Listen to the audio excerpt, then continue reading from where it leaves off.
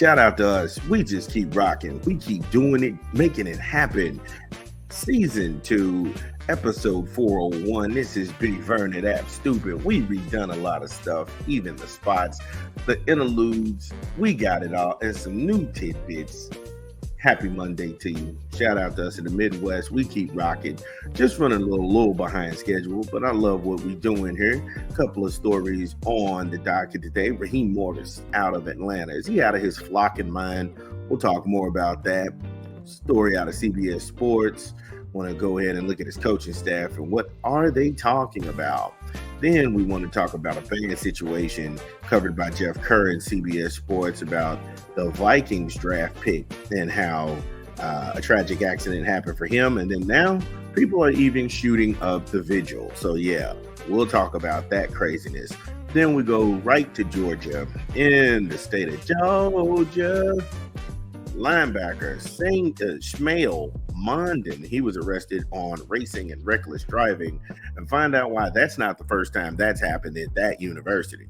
Yeah, how about that? Covered also in Yahoo Sports and Nick Bromberg.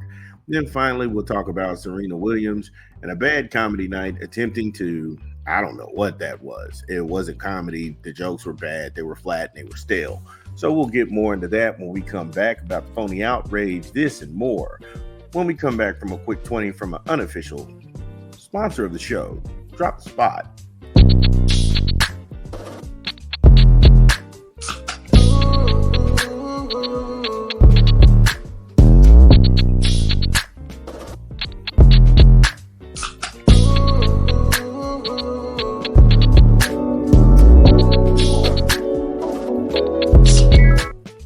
Yes, Burger King. BK, have it your way, because you rule. Order online, download the app, or visit the good folks at your local Burger King. BK, because you rule. So, gonna start with Serena Williams and the phony outrage. Dun, dun, dun, dun, dun, dun. Yeah. Oh. Now, these jokes she were telling, they wouldn't fly to open mic. It was milquetoast. It was bad. It was sympathy laughs, choreography laughed. Oh my God, you name it. It was everything you envisioned a dumpster fire to be.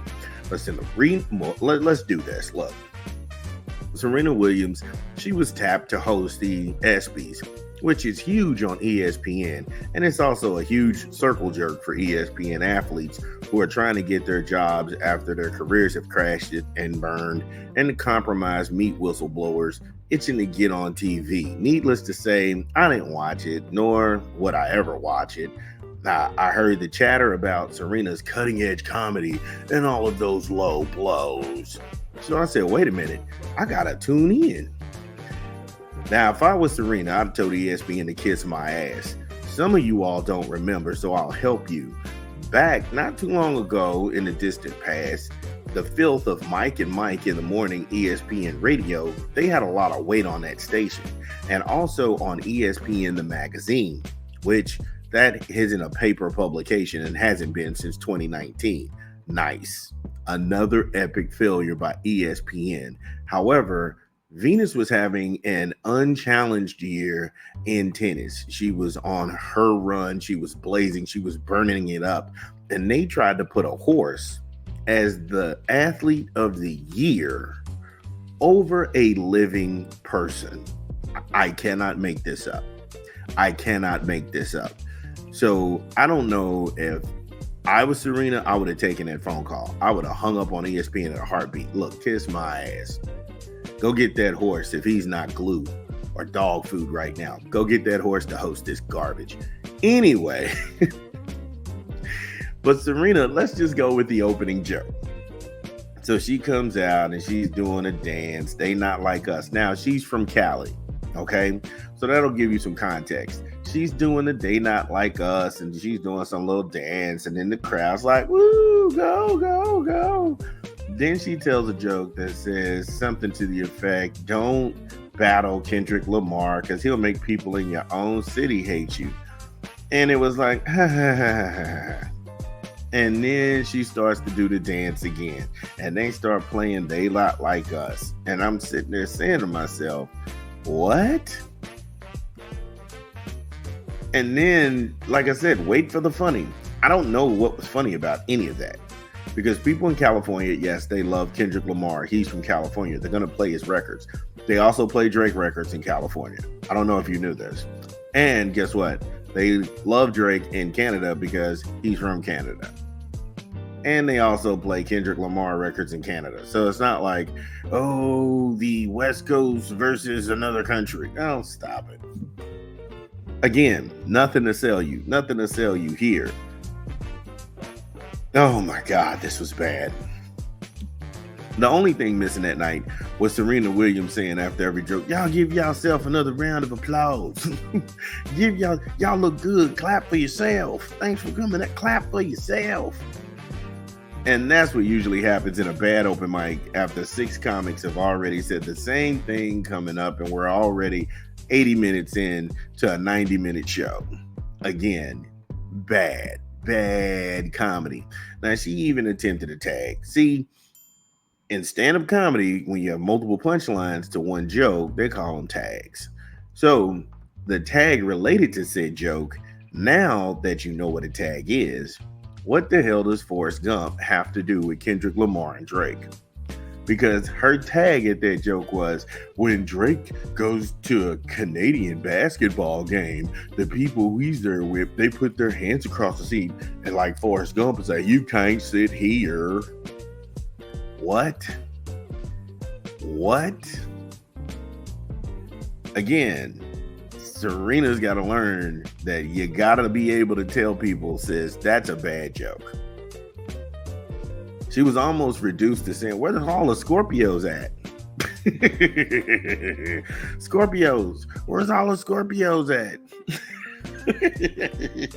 Hamburger.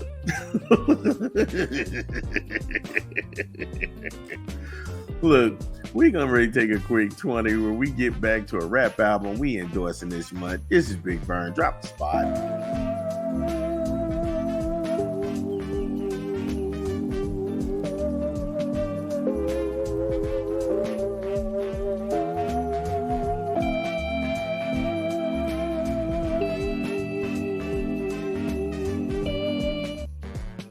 Slim Shady, Coup de Grace, The Death of Slim Shady by Eminem in stores right now. Get it where you legally consume music, whether it's Apple Music, Google, or Spotify.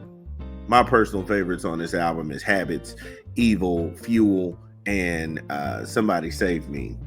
Fuel with J.I.D., that song goes off. So yeah, that dead serious. This whole album, I mean, what I've listened to and really gotten into Slim Shady, hearing these last 3 or 4 albums that he's made, really like the substance, really like the track that, everything goes on. I wasn't a fan of his earlier work, and I can admit that as somebody who's just, an avid consumer of hip-hop music. But these last projects, yeah, I got a lot of Slim Shady, these last projects. And like I said, this album, The Death of Slim Shady, in stores right now, it is a good buy and it's worth it. So get it, because we're endorsing it this month. Shout out to him. Back on that Serena Williams, though. The night, everybody, like I said, as soon as you say something about Caitlin Clark, it's like, clutching of the pearls. Oh my God, you said something about her. Back to the bad open mic. Dun, dun, dun, dun, dun, dun. Now, Serena had the nerve to come out and say, oh, Caitlin Clark, white people love you. You're in Indiana. You're tied to Larry Bird. I don't know where they got that from. She's not tied to Larry Bird whatsoever. I don't even think Larry Bird goes to any WNBA games. He barely likes coming to basketball games. He does this for a living. I don't know what these people think about. However, white people love you. Waiting for the funny to come. Yep. Any minute now. What? Oh, okay. No funny. Oh, okay. All right. How could anybody be offended by this? This is bad. Again, she just should have said hamburger. White people love Serena Williams. White people love Caitlin Clark. White people love Caitlin Clark. Hamburger. You know that thing that Chris Rock always does when he repeats the same setup 3 times? You just got to look at when they go shopping. women go shopping, women.